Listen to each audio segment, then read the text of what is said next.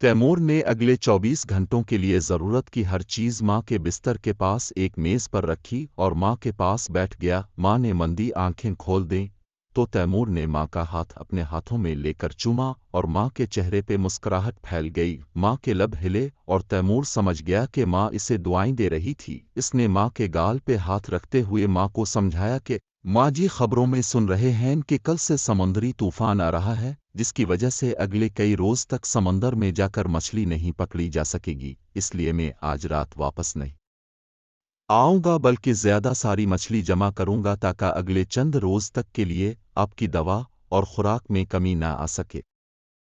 तैमूर की बात खत्म हुई तो माँ के चेहरे पे मुस्कुराहट और आंखों के गीले किनारों से इसे समझ आ गई कि माँ उसकी बात समझ रही है।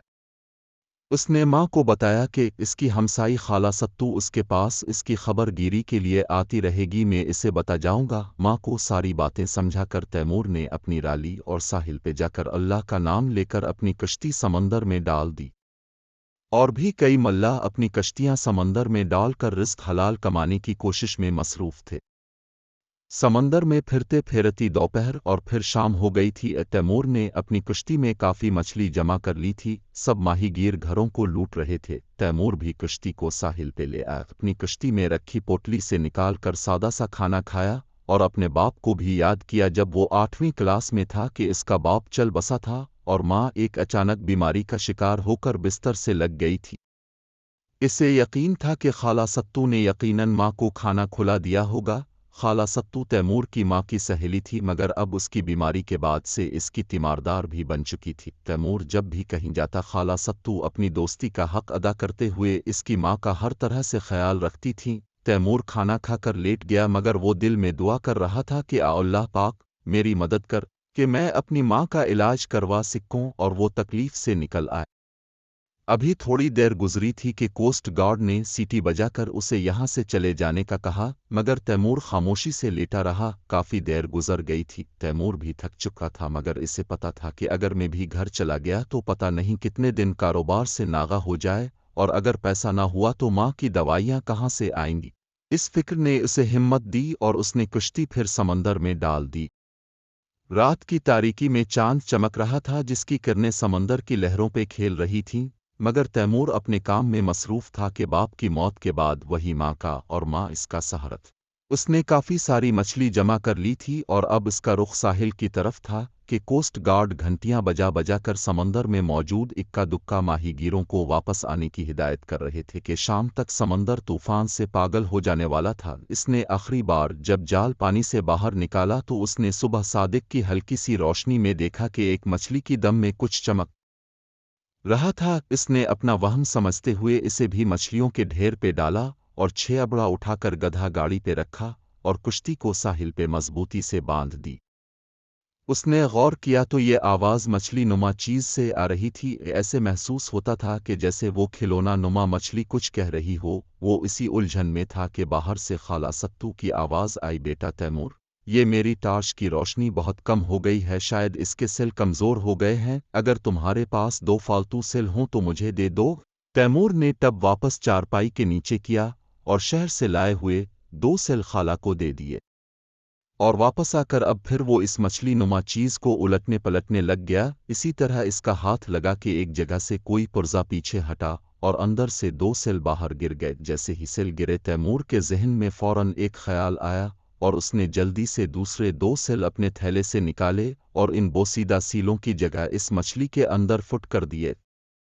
नए सेल फुट होते ही मछली की आवाज़ ऊंची हो गई और मज़े की बात यह हुई कि उसे भी समझ आने लगी।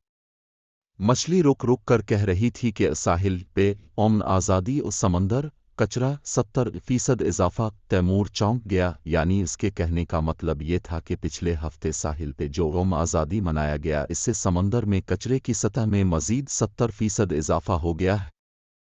तैमूर पहले भी लोगों के साहिल पे गंद फैलाने से परेशान तो रहता था, मगर अब तो हद ही हो गई थी। अब इसे समझ आ रही थी कि ये क्या चीज़ है। इसने एक बार शहर मंडी में समुद्री रोबोट की बात सुनी थी कि जो समंदर के अंदर की खबरें भी देगा। इसे अंदाज़ा हो गया कि यकीनन वही रोबोट है। चंद दिन में तूफान थम गया, माहीगीर वापस समंदर में जाने लग गए। تو तैमूर को एक दिन एक ख्याल सूझा। इसने एक लंबी रस्सी लेकर मछली के सर के इस पास मजबूती से बांध ली और समंदर में जाकर उसे पानी में डालकर रस्सी का दूसरा सरा कश्ती के साथ बांध लिया। इस रात वापस आकर रात के वक्त फारिग होकर उसने इस मछली को फिर निकाला, बटन जरा सा दबाया तो मछली बोली, इतवार दिन 10%। अब तैमूर को एक आइडिया सूझा। वो शहर गया तो उसने मंडी में मैनेजर को सारी बात बताई। पहले तो मैनेजर ने यकीन नहीं किया, मगर जब इसने अदाद व शुमार बताए तो किसी हद तक इसे भी यकीन आ गया। वो तैमूर को लेकर अखबार के दफ्तर चला गया और अखबार के एडिटर को तसल्ली से सारी बात बताई। एडिटर भी हैरान था कि ये वही अदाद व शुमार थे जो उन्होंने चंद दिन पहले जारी किए थे। एडिटर ने कहा कि चंद दिन बाद ईद है, ईद के दिन भी मछली को समंदर में डालकर तजर्बा कीजिए, फिर मुझे बताइए। मैनेजर और तैमूर ने वादा किया कि ठीक है, और ईद पे जो अदाद व शुमार मछली ने बताए, इस एडिटर ने भी वही छाप दिए। और अगले दिन उनकी इस वक्त हैरत की इंतहा न रही जब ठीक वही अदाद व शुमार किसी बैन अल-अक़वामी मैगज़ीन ने भी बताया। अब एडिटर भी हैरान था कि वो मछली क्या है। अगले दिन एडिटर और मंडी का मैनेजर खुद तैमूर के घर आ गए और मछली नुमा चीज़ को देखने। मैनेजर ने भी इसे देखकर कहा कि ये रोबोट है और हमें यहाँ किसी अथॉरिटी को खबर करनी चाहिए। तैमूर भी इस बात से मुत्तफिक था। अगले दिन वो तीनों मछली को लेकर समंदर का कंट्रोल संभालने वाली कमेटी के दफ्तर में चले गए। वहाँ जब कमेटी के अहलकारों ने देखा कि ये तो वही रोबोट है जो चंद दिन पहले तजुर्बे के लिए समंदर की तह में भेजा था, मगर किसी खराबी की वजह से इसका राब्ता उनसे नहीं रह पाया था। एहलकार तो इसके लिए बहुत परेशान थे। मुमकिन था कि उनकी नौकरी भी चली जाती कि ये रोबोट एक मुल्क ने तोहफा दिया था जो हर रोज़ समंदर की तह में बढ़ती हुई आलूदगी और कचरे की मिकदार से बराबर आगाह करता रहता था।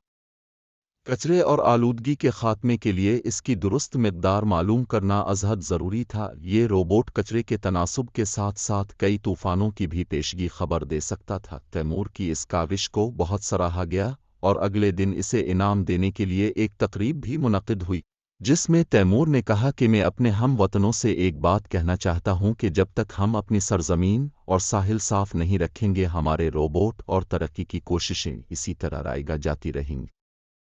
तरक्की याफ्ता ममालिक तो रोबोट की मदद से हज़ारों मील दूर बैठकर इंसानी जिस्म के ऑपरेशन भी कर रहे हैं, और हम अभी ये ज़रूरी टेक्नोलॉजी दोस्त ममालिक से ही मांग रहे हैं। रोबोट अब ज़िंदगी का हिस्सा हैं, लिहाजा ये ज़रूरी है कि हम तालीम टेक्नोलॉजी को फ़रोग़ दें, वरना हम दूसरे मुल्कों से बहुत ज़्यादा पीछे रह जाएंगे।